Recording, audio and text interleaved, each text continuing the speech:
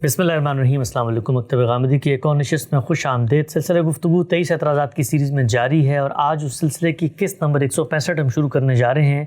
हदीस क्या है, ये मौजू ज़ेर बहस है। इस मौजू की आज 31वीं नशिस्त आगाज़ करते हैं। हम सब उलमा का जो बुनियादी एतराज़ था आपके पूरे के पूरे मौक़िफ़ के ऊपर, वो बयान की बहस थी। कहा जाता था कि रसूल पाक सल्लल्लाहु अलैहि वसल्लम की ये मनसबी ज़िम्मेदारी है, कुरान मजीद की वो आयात ज़ेर बहस है, फिर बयान के लफ्ज़ से क्या मुराद है, क्या इसके अंदर तरमीम, तग़यीर, तबद्दुल, इसी तरीके से तहदीद, तख़सीस, तक़यीद और नस्ख़ शामिल है या नहीं है। कुरान मजीद की वो तमाम 10 की 10 आयात भी ज़ेर बहस आई जहाँ ख़ुद ये बयान का लफ्ज़ इस्तेमाल हुआ है, किन किन पहलुओं से इस्तेमाल हुआ, हमारे माजी के मुफस्सिरीन क्या कहते हैं और मुसलमानों के पूरे इल्म ने बयान की बहस को कैसे देखा। हम सब इस सब को सुन लेने के बाद जो एक बात कही जाती है वो ये कि अगर गामदी साहब का मौक़िफ़ मान लिया जाए कि बयान के अंदर ये सब चीज़ें शामिल नहीं हैं, तो फिर रसूल पाक सल्लल्लाहु अलैहि वसल्लम की निस्बत से जो ज़ख़ीरा हदीस हम तक पहुँचता है उसमें तो इससे मुख्तलिफ बात नज़र आती है। वहाँ पर अल्लाह के पैगम्बर ने कुरान मजीद के बयान करदा अहकामात में तग़यीर भी की है, तरमीम भी की है, तख़सीस भी की है, तहदीद भी की है, तकीद भी की है, इस तरह बाज़ जगहों पे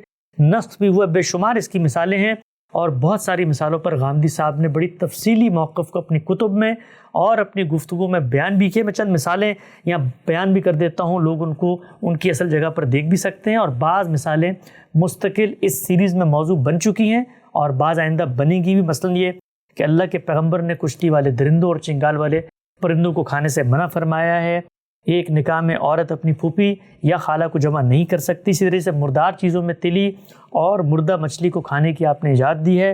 काफिर मोमिन का वारिस नहीं बन सकता और चोरी की हद आपने मुकर्रर की। इस तरह से रजम की सज़ा में भी वो बात जो कुरान मजीद ने बयान की है उसमें इजाफ़ा किया गया है। बहुत सारी मिसालें हैं, हम सब इन पर तो तफसील से आपने कलाम भी किया है और कुछ इनमें से इंशाअल्लाह अलग से ज़ेर बहस भी आएंगे, जैसे रजम की मिसाल है। लेकिन मैं चाहता हूँ इस नशिस्त में केस स्टडी के तौर पे 4 अहादीस को हम ज़ेर बहस लेकर आएँ जिनसे ये साबित किया जाता है कि यह अहादीस बयान के उस पूरे तसव्वुर की नफ़ी में खड़ी हैं जो गामदी साहब ख़ुद बयान करते हैं। हम सब पहली मिसाल आज जो हम ज़ेर बहस ला रहे हैं वो सूरह बकरा की आयत 222 है। आयत में पढ़ देता हूँ। तुमसे पूछते हैं हैज़ का हुक्म, तुम फरमाओ नापाकी है तो औरतों से अलग रहो हैज़ के दिनों में और उनसे नज़दीकी ना करो जब तक पाक ना हो लें। कहा जाता है इस आयत में फ़ातज़िलुन्निसा मिन फ़िल महीज़ के अल्फाज आए हैं, यानी तुम बीवियों से हैज़ की हालत में अलग रहो। अलहदगी का हुक्म कुरान ने मुतलक दिया था, इसकी कोई हद बयान नहीं की थी कि बीवियों से अलग थलग रहना है, उनको अलग मकाम पर रखना है, उनसे खाना पीना छोड़ देना है, उनसे मेल जोल नहीं रखना, किसी चीज़ की तादीद नहीं की थी। ये हदीस है कि जिसने आकर इस चीज़ को मुक़य्यद कर दिया और ये बताया है कि बीवियों से सिर्फ़ उन अय्याम के औक़ात में ताल्लुक़ यानी मुबाशरत, जिनसी ताल्लुक़ कायम करने की ममानियत है। क्या फ़रमाते हैं हम सब, कुरान मजीद एक आम बात कर रहा है, रसूलुल्लाह सल्लल्लाहु अलैहि वसल्लम जब उसकी शरह वज़ाहत कर रहे हैं, तफ़हीम व तबयीन कर रहे हैं, तो वो तो ये बयान कर रहे हैं एक मुतलक चीज़ को मुक़य्यद करके। इससे पहले कि मैं इस आयत पर गुफ्तगू करूँ, मैं चंद चीज़ों की तरफ तवज्जो दिला दूँ। पहली चीज़ ये कि रिसालत मआब सल्लल्लाहु अलैहि वसल्लम को अल्लाह ताला ने क्या ज़िम्मेदारी दी है और क्या ज़िम्मेदारी नहीं दी, ये सारी बहस असलन कुरान से मुतल्लक़ है।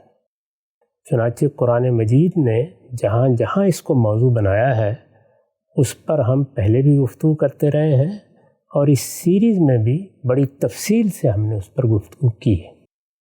इससे पीछे जो बहस हुई वो ख़ास तौर पर सूरह नहल की आयत से मुतल्लिक़, वही एक आयत है जिसको बिलअमूम पेश किया जाता है। उसके दोनों मफ़ाहीम हमारे यहाँ उलमा में मलहूज़ रहे हैं, दोनों के लिहाज से अपनी अपनी आरा भी लोग बयान करते हैं। हमने उसका नहायत तफसीली तज्ज़िया किया। उसके बाद हमारे सामने एक तनकीद आई। वो तनकीद क्या थी? वो तनकीद ये थी कि कुरान मजीद में ख़ुद अल्लाह ताला ने जहाँ बाज़ चीज़ों को कहा है कि तबीन की जा रही है, वहाँ यही हो गया है। जी, क्या हुआ है? यानी जो मुद्दा पहले था उसमें तग़य्युर हो गया है, उसमें कोई तरमीम हो गई है, उस पर कोई तख़सीस आयद हो गई है, यही चीज़ें हुई हैं। यानी इनमें से हर चीज़ उस मुद्दा में तब्दीली करती है। जी, हमने तज्ज़िया करके एक एक मिसाल को लेकर ये बताया कि उनमें ऐसा कुछ नहीं हुआ। कुरान मजीद की हद तक بات پایا تکمیل کو پہنچ گئی۔ اب یہ اسی ذیل کا ایک پہلو ہے کہ رسالت مآب صلی اللہ علیہ وسلم کی نسبت سے جو کچھ حدیثوں میں بیان ہوا ہے اس پر بھی ایک نظر ڈال کر دیکھا جائے۔ میں نے جگہ جگہ اس بات کو اصولاً بیان کیا ہے۔ میری کتاب میزان میں اصول و مبادی کے عنوان سے جو مقدمہ ہے اس میں ایک پوری بحث یہی ہے۔ اس میں یہ بتایا گیا ہے کہ اللہ تعالیٰ نے جو دین ہمیں دیا ہے اس دین میں اگر قرآن میں کوئی بات آئی ہے یا سنت میں، رسالت مآب صلی اللہ علیہ وسلم کی نسبت سے اخبار احاد یا تو آپ کے اسوہ کو بیان کریں گی یا تفہیم و تبیین کریں گی۔ تفہیم و تبیین کی وضاحت ہم کر چکے کہ جب پہلے سے موجود کسی چیز کی تفہیم و تبیین ہوتی ہے تو وہ سمجھائی جاتی ہے، اس کے مضمرات کھولے جاتے ہیں۔ وہ مضمرات لسانی بھی ہو سکتے ہیں، عقلی بھی ہو سکتے ہیں۔ ان کو سامنے رکھ کے ہم نے سب مثالوں کی وضاحت کی ہے۔ چنانچہ اسی ضرورت کے پیش نظر میں نے جب بھی اس موضوع پر گفتگو کی ہے، اپنی کتابوں میں کی ہے یا کسی اور موقع پر کی ہے، ہمیشہ یہ مثالیں بھی زیر بحث آئی ہیں۔ اچھا، میری کتاب کے اس مضمون میں اصول و مبادی میں ان میں سے 6 مثالوں کو لے کر میں نے ان کی حقیقت واضح کی ہے۔ میں اپنے سامعین سے یہ کہوں گا کہ وہ اس کو وہاں سن لیں اور پڑھ لیں، یعنی پڑھی بھی جا سکتی ہیں، سنی بھی جا سکتی ہیں، اس لیے کہ وہ پڑھائی گئی ہیں، ان کو سن لیں۔ اس میں یہ واضح کر دیا گیا ہے کہ قرآن مجید کا رسالت مآب صلی اللہ علیہ وسلم کی اس تفہیم و تبیین سے کیسا تعلق پیدا ہوتا ہے، یہ بات وہاں واضح کی گئی ہے۔ اس کے دلائل دیے گئے ہیں، زبان کے دلائل ہیں تو وہ دیے گئے ہیں، اور اگر عقلی مضمرات ہیں تو ان کو بیان کیا گیا ہے۔ یہ سب چیزیں وہاں دیکھی جا سکتی ہیں۔ آپ نے بالکل صحیح فرمایا کہ ان میں سے بعض بحثیں ایسی ہیں جن کے بارے میں ممکن ہے کہ ابھی بھی بعض اعتراضات کیے جا رہے ہوں۔ ان میں سے رجم کی سزا خاص طور پر زیر بحث رہتی ہے، اس پر الگ سے گفتگو کی ضرورت بھی ہے اور وہ ہم اس سیریز میں کسی وقت کریں گے بھی۔ لیکن باقی سب مثالیں کئی پہلوؤں سے زیر بحث آ چکی ہیں، ان سے متعلق بھی اگر کوئی اشکال سامنے آیا تو اس کو بھی الگ سے موضوع بنا دیں گے۔ جو مثالیں آپ نے اس وقت منتخب کی ہیں اب ایک ایک کر کے ان کو پیش فرمائیے۔ میں اسی طریقے سے یہ بتاؤں گا، اسی طریقے سے یعنی جس طریقے سے ہم نے قرآن مجید میں وضاحت کی ہے کہ بات کیسے کہی جاتی ہے، اس کو کیسے سمجھا جاتا ہے، اس کے مضمرات کیا ہوتے ہیں، ان کو کیسے کھولا جاتا ہے۔ سب سے پہلے آپ نے حیض سے متعلق قرآن مجید کے ایک حکم کی مثال دی۔ یہ حکم سورہ بقرہ کی آیت 222 میں بیان ہوا ہے۔ میرا خیال ہے کہ اعتراض کرنے والوں نے شاید پوری آیت بھی کبھی پڑھنے کی زحمت گوارا نہیں کی۔ عجیب، اچھا، آپ اس کو صرف پڑھ لیجئے، یعنی ابتدا سے انتہا تک وہ اپنا مدعا آخری درجے میں واضح کر دے گی۔ یعنی جب کوئی بات کی جا رہی ہوتی ہے تو میں نے کئی مرتبہ یہ توجہ دلائی ہے کہ آپ پہلے یہ دیکھیں گے لفظ کیا استعمال ہوا ہے، دیکھیں گے جملہ کیا ہے، پھر یہ دیکھیں گے بات کس سیاق و سباق میں کہی جا رہی ہے۔ یہ یاد ہوگا کہ اسی سورہ بقرہ میں بنی اسرائیل کو گائے ذبح کرنے کا جو حکم دیا گیا ہے اس پر ہم نے اس سے پہلے گفتگو کی ہے۔ وہاں میں نے یہ بتایا کہ اگرچہ ان تذبحوا بقرہ میں بقرہ کا لفظ نکرہ آیا ہے لیکن یہ نکرہ نہیں ہے، اس لیے کہ سیاق و سباق سے واضح ہے کہ یہاں قربانی کی گائے ذبح کرنے کے لیے کہا جا رہا ہے، اور قربانی کی گائے کے ساتھ بہت سی چیزیں خود بخود لاحق ہو جاتی ہیں قربانی کے تصوری سے۔ اس آیت کو دیکھیے، اس کو شروع سے آخر تک جب ہم پڑھیں گے تو صرف توجہ دلانے کی ضرورت ہوگی، ورنہ ادنا درجے کا احتمال بھی قرآن مجید کے کسی طالب علم کو پیش نہیں آ سکتا کہ یہاں ہر تعلق توڑنے کے بارے میں کہا جا رہا ہے۔ بالکل واضح ہو جائے گا کہ زن و شو کا تعلق زیر بحث ہے۔ چنانچہ سنیے، فرمایا ہے وَيَسْأَلُونَكَ عَنِ الْمَحِيضِ قُلْ هُوَ أَذًى فَاعْتَزِلُوا النِّسَاءَ فِي الْمَحِيضِ وَلَا تَقْرَبُوهُنَّ حَتَّى يَطْهُرْنَ فَإِذَا تَطَهَّرْنَ فَاتُوهُنَّ مِنْ حَيْثُ أَمَرَكُمُ اللَّهُ إِنَّ اللَّهَ يُحِبُّ التَّوَّابِينَ وَيُحِبُّ الْمُتَطَهِّرِينَ نِسَاؤُكُمْ حَرْثٌ لَكُمْ فَاتُوا حَرْثَكُمْ أَنَّىٰ شِئْتُمْ وَقَدِّمُوا لِأَنفُسِكُمْ وَاتَّقُوا اللَّهَ وَاعْلَمُوا أَنَّكُمْ مُلَاقُوهُ وَبَشِّرِ الْمُؤْمِنِينَ۔ یہ پوری آیت ہے۔ آپ ذرا ترجمہ سنیے اس کا. وہ تم سے پوچھتے ہیں کہ عورتوں کے حیض کا کیا حکم ہے. کہہ دو یہ ایک طرح کی نجاست ہے، چنانچہ حیض کی حالت میں عورتوں سے الگ رہو جب تک وہ خون سے پاک نہ ہو جائے. یہاں الگ رہو کے الفاظ ہے، کس پہلو سے الگ رہو اس کو دیکھیے آیت کس طرح خود بخود واضح کر دے گی. جب تک وہ خون سے پاک نہ ہو جائیں ان کے قریب نہ جاؤ، پھر جب وہ نہا کر پاکیزگی حاصل کر لیں تو ان سے ملاقات کرو جہاں سے اللہ نے تمہیں اس کا حکم دیا ہے. عجیب. اچھا، انہی الفاظ میں واضح کر دیا کہ کیا چیز زیر بحث اور ملاقات سے کیا مراد؟ اور ملاقات سے کیا مراد ہے. یقیناً اللہ ان لوگوں کو پسند کرتا ہے جو توبہ کرنے والے ہوں اور ان کو جو پاکیزگی اختیار کرنے والے ہوں. اس کے بعد بھی کوئی ابہام تھا تو مزید سنیے. تمہاری یہ عورتیں تمہارے لیے کھیتی ہیں، لہٰذا تم اپنی اس کھیتی میں جس طرح چاہو آؤ اور اس کے ذریعے سے دنیا اور آخرت دونوں میں اپنے لیے آگے کی تدبیر کرو اور اللہ سے ڈرتے رہو اور خوب جان لو کہ تمہیں ایک دن لازماً اس سے ملنا ہے. اور ایمان والوں کو اے پیغمبر اس ملاقات کے موقع پر فلاح و سعادت کی خوشخبری سنا دو. یہ پوری آیت ہے. اس میں دیکھیے نہایت وضاحت سے قرآن نے بتا دیا کہ یہ عورتیں تمہاری کھیتی ہیں، ان سے تمہاری ملاقات نسل پیدا کرنے کے لیے ہوتی ہے. اس ملاقات کے لیے اللہ نے ایک قاعدہ فطرت میں مقرر کیا ہے. وہ فطرت کی کتاب میں لکھا ہوا پڑھ سکتے ہو. جب حیض ہو تو ان سے ملاقات نہیں ہونی چاہیے، اور جب یہ دن گزر جائیں، یہ پاک ہو جائیں، نہا دھو کے ان میں وہ پاکیزگی آ جائے جو اللہ کو مطلوب ہے، اس کے بعد جہاں سے اللہ نے حکم دیا ان سے ملاقات کرو. تو یہاں یہ زیر بحث ہی کہاں ہے کہ ان سے ہاتھ نہیں ملانا اور ان سے بات نہیں کرنی اور ان کو دیکھنا نہیں. یہ زیر بحث ہی نہیں. زن و شو کا تعلق زیر بحث ہے. اس کو قرآن مجید نے تدریج کے ساتھ خود کھول دیا ہے اور اس کے بارے میں سارا حکم بیان کر دیا ہے. اس وجہ سے اس پر صرف داد ہی دی جا سکتی ہے کہ کوئی آدمی یہ کہے کہ قرآن نے تو یہ بتایا ہی نہیں تھا. یہ بتایا ہے رسالت باب صلی اللہ علیہ وسلم نے اسی کی وضاحت کر دی، یا کسی سوال کے جواب میں کچھ کہہ دیا، یا اپنے عمل سے ایک بات کو لوگوں پر واضح کر دیا.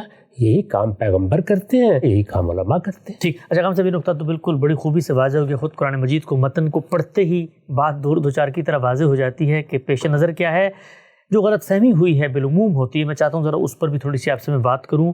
یا تو قرآن مجید کی زبان کے اسالیب کو نہ سمجھنے کی وجہ سے ہوتی، چونکہ الفاظ میں کچھ شخص کہہ سکتا ہے نا، کہیں بھی نہیں لکھا ہوا کہ بھائی تم ان سے جنسی تعلق قائم نہ کرو. کہا گیا کہ اس طرح سے ملاقات کرو جس طرح اللہ نے حکم دیا ہے، تو زبان مزاحم بنتی. دوسری چیز، خود پیغمبر اگر کسی موقع پہ کسی چیز کی وضاحت کر رہے ہیں تو وہاں جا کر دیکھنا ہے نا کہ کیا مسئلہ پیدا ہوا. ممکن ہے کہ کوئی شخص وہ تمام چیزیں غلط سمجھ کے آپ کے پاس آ گیا ہو، کلچر میں وہ چیزیں موجود ہیں. جیسے کہ ہم جانتے ہیں مختلف معاشرتوں میں حیض اور کے ایام میں عورتوں کے ساتھ مختلف پابندیاں خود کلچرلی عائد کر دی گئی ہیں، تو اس پہ اللہ کے پیغمبر نے وہی اصل بات بیان کر دی جو قرآن میں موجود تھی. نہ کوئی ترمیم ہوئی، نہ کوئی اضافہ ہوا.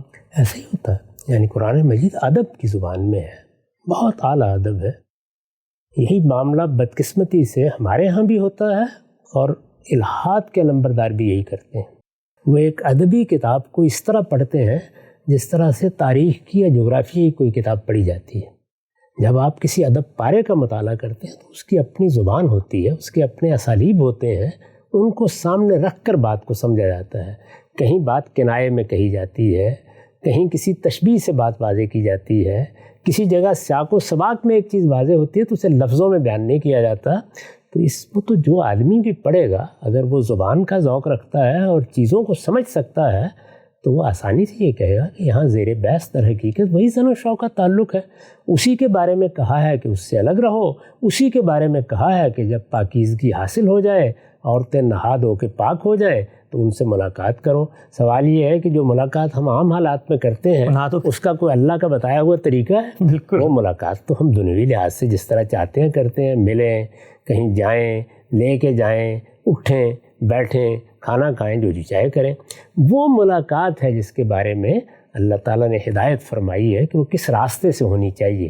اس میں کتاب فطرت میں بہت کچھ لکھا ہوا ہے، اس کی طرف توجہ دلائی ہے، اور پھر کہا ہے کہ چونکہ اس میں عورتوں کو ایک طرح کی نجاست لاحق ہو جاتی ہے، اور نجاست کی جگہوں سے دور رہنا ہمارے دین کا تقاضا ہے.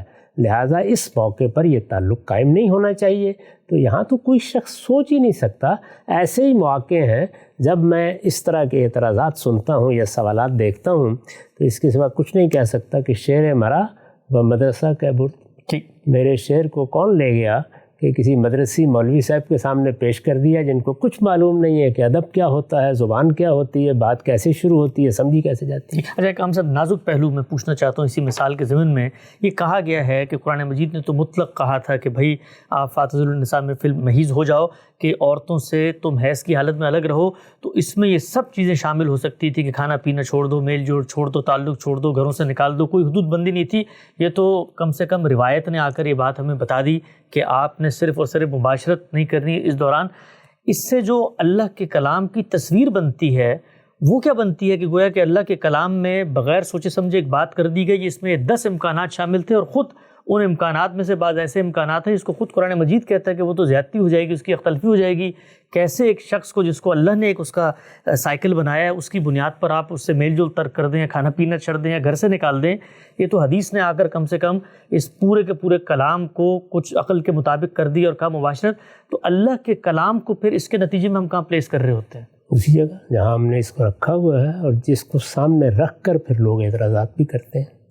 یعنی اس کلام کی شان کیا ہے، یہ بات کیسے کرتا ہے، اس میں ادب کے کیا اسالیب ملحوظ ہوتے ہیں، اس میں استعارے کیسے آتے ہیں، کنایے کیسے آتے ہیں، اس میں بات کرنے کے انداز کیا کیا ملحوظ رکھے گئے ہیں، کس طریقے سے مقابل کی چیزیں بعض اوقات سامع یا قاری پر چھوڑ دی جاتی ہیں، ان کو عکس کیسے کیا جاتا ہے، بجائے اس کے کہ ہمارے مدرسوں میں اس کا ذوق پیدا کیا جاتا۔ ہم بس یہی ثابت کرنے میں لگے ہوئے ہیں، پھر اس کا ایک نتیجہ بھی نکلتا ہے۔ اسی وجہ سے بار بار یہ توجہ دلائی جاتی ہے کہ قرآن مجید کو سمجھنے کا حق ادا ہونا چاہیے۔ ٹھیک، یعنی لفظ کو آپ اس کے اندر اتر کر سمجھیں، جملے کی تعلیف پر غور کر کے اس کو متعین کریں، اور پھر سیاق و سباق کے اندر رکھ کر دیکھیں کہ کیا مدعا ہے۔ ہماری اردو میں جب ہم یہ الفاظ بولتے ہیں خاص سیاق میں کہ آپ عورتوں سے ملاقات کر سکتے ہیں، تو اردو زبان جاننے والا ایک آدمی بھی یہ سمجھتا ہے کہ یہاں ملاقات سے مراد کون سی ملاقات، یعنی یہ سب چیزیں ہماری اردو میں بھی ایسے استعمال ہر زبان میں ہوتی ہیں، ہر زبان میں ہوتی ہیں۔ ان میں کس طریقے سے ایک یوں سمجھ لیجیے کہ حیا کے آداب کو ملحوظ رکھ کے گفتگو کی جاتی ہے، وہی چیز دنیا کی ہر زبان میں آپ کو نظر آئے گی۔ یہ الگ بات ہے کہ بعض موقعوں پر ہم برہنہ الفاظ بول دیتے ہیں جی، لیکن قرآن مجید تو یہ اسی موقع پر بولتا ہے جہاں اس کے سوا کوئی چارہ نہیں ہوتا، ورنہ اس کے عام اسالیب ان چیزوں کو بیان کرنے کے یہی ہیں۔ یہاں پر بھی اس نے یہی طریقہ اختیار کیا ہے، اور یہ کہا ہے کہ جب تم عورتوں کے پاس جاؤ تو اللہ تعالیٰ نے تمہارے لیے اولاد کی بڑی نعمت رکھی ہوئی ہے، اس کو حاصل کرنے کے لیے جو جد و جہد کرنا چاہتے ہو کرو، اللہ تمہاری اس صحیح کو، اس جد و جہد کو قبول فرمائے گا۔ تو یہ ساری بات بہت آسانی سے قرآن مجید سے سمجھ میں آ جاتی ہے، اس میں کوئی ادنیٰ تردد بھی نہیں ہے کہ اس میں کسی روایت کی طرف رجوع کی ضرورت ہو۔ روایتوں میں جو کچھ بیان ہوا ہے وہ ٹھیک قرآن مجید سے جو ہم سمجھتے ہیں اس کے مطابق۔ نقطہ بالکل واضح ہو گیا۔ کیا پیغمبر صلی اللہ علیہ وسلم کے ارشادات میں قرآن کے بیان ہی کی ترمیم، تغیر، تبدل، تخصیص، تحدید، تقیید نص کیا گیا ہے؟ کیس اسٹڈی کے طور پہ 4 مثالیں ہم سب کی خدمت میں رکھیں۔ ہم سب دوسری مثال میرے سامنے ہے قرآن مجید کی سورہ بقرہ آیت 275 میں ارشاد فرمایا وَأَحَلَّ اللَّهُ الْبَيْعَ وَحَرَّمَ الرِّبَا، اللہ تعالیٰ نے حلال کیا بے کو اور حرام کیا سود کو۔ کہا جاتا ہے کہ یہاں پر جو لفظ آیا ہے بے، یہ ایک عام لفظ ہے اور اس میں ہر طرح کی بے و شراء، خرید و فروخت، تجارت شامل تھی، لیکن اللہ کے پیغمبر نے جابر بن عبداللہ رضی اللہ عنہ کی روایت سے ایک مروی حدیث ہمارے سامنے آتی ہے، فرمایا بے شک اللہ اور اس کے رسول نے شراب، مردہ جانور، خنزیر اور بتوں کی تجارت کو حرام کر دیا گیا ہے۔ گویا قرآن مجید نے تو تمام کی تمام اشیاء کی بے کو حلال قرار دیا تھا، ایک عام لفظ اختیار کیا تھا، لیکن اللہ کے پیغمبر نے تخصیص کر کے اس میں سے بعض چیزوں کو حرام قرار دے دیا۔ کیا فرماتے ہیں، کیا اس حدیث میں قرآن کے ایک عام ہدایت کے اندر تخصیص نہیں ہو گئی؟ قرآن مجید کی جس ہدایت کا حوالہ دیا گیا ہے یہاں بھی اس کو سمجھنے کی زحمت گوارا ہی نہیں کی گئی۔ وہاں یہ زیر بحث ہی نہیں ہے کہ کن کن چیزوں کی بے حلال ہے اور کن چیزوں کی بے حرام ہے، بلکہ اس سے آگے بڑھ کر جس آیت کا حوالہ دیا گیا ہے وہ سرے سے اللہ تعالیٰ کا قول ہی نہیں ہے۔ عجیب، اچھا، وہ تو دوسروں کا اعتراض نقل کیا گیا ہے۔ جیسے مثال کے طور پر قرآن مجید میں مختلف جگہوں پر آپ دیکھتے ہیں یہ بتایا گیا ہے کہ یہ لوگ تو جب ان کے یہاں بیٹی پیدا ہوتی ہے تو یہ کہتے ہیں، سورہ زخرف میں ہے کہ یہ کہتے ہیں کہ یہ ہمارے گھر میں کون پیدا ہو گئی، یہ تو مخاصمت کی مجلس میں کوئی کردار ہی ادا نہیں کر سکتی اور زیوروں میں پلتی ہے۔ تو اس طرح کے بہت سے قول نقل ہوئے ہیں، بہت سی باتیں نقل ہوئی ہیں، یہ دوسروں کی بات ہے، وہ سوال کر رہے ہیں، وہ اعتراض کر رہے ہیں، وہ کوئی اشکال پیش کر رہے ہیں تو اپنے اشکال میں ایک بات بیان کرتے ہیں، اس طرح بیان ہوا ہے۔ درا حالے کہ جو بات کہی گئی ہے اس بات میں کوئی غلطی نہیں ہے، لیکن سمجھنا تو چاہیے کہ وہ بات ہے کیا، کس ذیل میں آئی ہے۔ یہاں بیع و شراء کے بارے میں کوئی حکم اللہ تعالیٰ کی طرف سے بیان ہی نہیں کیا گیا، پہلی بات، اور جو چیز بیان کی گئی ہے اس میں اگر اس کو اسی طرح لے لیں تو یہ سرے سے زیر بحث ہی نہیں ہے کہ کن چیزوں کی بیع حلال ہے اور کن کی حرام ہے۔ ٹھیک، وہاں مسئلہ کیا زیر بحث ہے؟ وہاں مسئلہ یہ زیر بحث ہے کہ اللہ تعالیٰ نے، ہم سب جانتے ہیں، بیع و شراء کو حلال کیا ہوا ہے، یعنی ہم چیزیں بیچتے ہیں، فروخت کرتے ہیں، ساری دنیا کا نظام اسی پر چلتا ہے، تجارت کرتے ہیں، دنیا کی معیشت اس پر کھڑی ہے۔ اس میں ایک چیز سود ہے۔ سود کیا ہے؟ قرض پر منفعت کا مطالبہ کرنا۔ ٹھیک، اللہ تعالیٰ نے اس کو ممنوع قرار دے دیا۔ اس پر ہم کئی بار گفتگو کر چکے ہیں کہ ممنوع قرار دینے کی وجہ کیا ہے۔ یعنی اللہ تعالیٰ نے یہ بتا دیا کہ جب تم اپنے بھائی کو قرض دیتے ہو تو یہ ایک نیکی کا کام ہے، تبرع کا کام ہے۔ قرض دے رہے ہو تو بس قرض دو، قرض پر منفعت کا مطالبہ نہیں کر سکتے، یہ کوئی کاروبار کرنا نہیں ہے۔ یہ بات اللہ تعالیٰ نے بیان فرمائی۔ اس پر انہوں نے سوال کیا ہے، مخاطبین نے سوال کیا ہے کہ ہمیں یہ فرق نہیں سمجھ میں آ رہا، اللہ تعالیٰ نے بیع کو تو حلال کیا ہوا ہے نا، تجارت کرنے میں تو کوئی حرج نہیں، اس میں بھی تو ہم آخر ایک چیز دیتے ہیں اور نفع کماتے ہیں، تو اگر ہم نے پیسے دے کے نفع کما لیا تو اس میں حرج کی کیا بات ہے؟ ٹھیک، یہ اعتراض ہے جو قرآن نے وہاں نقل کیا ہے، یعنی اس سیاق میں یہ بات کہی گئی ہے۔ یہاں سرے سے وہ بات موضوع ہی نہیں جس کو بنیاد بنا کر یہ ساری تقریر کی گئی ہے۔ میں آپ کو وہ آیت سنا دیتا ہوں، اس کو بھی سن لیجیے، اس میں کیا بات کہی گئی ہے۔ اللہ تعالیٰ نے بات یہاں سے شروع کی ہے، الذین یاکلون الربا لا یقومون الا کما یقوم الذی یتخبطہ الشیطان من المس ذالک بانہم قالوا انما البیع مثل الربا وأحل اللہ البیع وحرم الربا فمن جاءہ موعظۃ من ربہ فانتہی فلہ ما سلف وامرہ الی اللہ ومن عاد فاولئک اصحاب النار هم فیہا خالدون۔ یہ آیت ہے، اب ذرا اس کا ترجمہ بھی سن لیجئے۔ ارشاد فرمایا ہے اس کے برخلاف جو لوگ سود کھاتے ہیں وہ قیامت میں اٹھیں گے تو بالکل اس شخص کی طرح اٹھیں گے جسے شیطان نے اپنی چھوت سے پاگل بنا دیا ہو۔ یہ اس لیے، یعنی یہ سزا کیوں قیامت میں ملے گی ان کو؟ یہ اس لیے کہ انہوں نے کہا کہ بیع بھی تو آخر سود ہی کی طرح ہے، یعنی وہ سود اور بیع کے فرق کو ماننے کے لیے تیار نہیں ہے۔ انہوں نے کہا ہے کہ بیع بھی تو آخر، یعنی خرید و فروخت، بیع بھی تو آخر سود ہی کی طرح ہے، اور تعجب ہے کہ اللہ نے بیع کو حلال اور سود کو حرام ٹھہرایا ہے۔ یہ ان کا قول نقل کیا ہے، حکایت ہے، اس میں کوئی شک نہیں کہ اللہ نے اسے حرام ٹھہرایا ہے، لہٰذا جسے اس کے پروردگار کی تنبیہ پہنچی اور وہ باز آ گیا تو جو کچھ وہ لے چکا سو لے چکا، اس کے خلاف کوئی اقدام نہ ہوگا اور اس کا معاملہ اللہ کے حوالے ہے، اور جو اس تنبیہ کے بعد بھی اس کا اعادہ کریں گے تو وہ دوزخ کے لوگ ہیں، وہ اس میں ہمیشہ رہیں گے۔ یہ ہے پوری بات۔